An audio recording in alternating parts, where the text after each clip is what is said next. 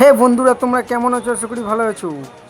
তোমরা দেখতে পাচ্ছ 2026-এর নতুন ক্যারেক্টার, সেটা হচ্ছে আয়রন ম্যানের ক্যারেক্টার। আয়রন ম্যান 2025 হোক 2024, 2024-এর মধ্যে তোমরা দেখেছিলে যে ভালো ক্যারেক্টার নিয়ে এসেছিলো। এখন তোমরা দেখতে পাচ্ছ আয়রন ম্যান ভিলেন হয়ে এসছে তোমাদের সামনে। তো তোমরা দেখতে থাকো, স্পাইডার ম্যানকে মেরে দিয়ে এখন আয়রন ম্যান হয়ে গেছে মেন ক্যারেক্টার ভিলেন।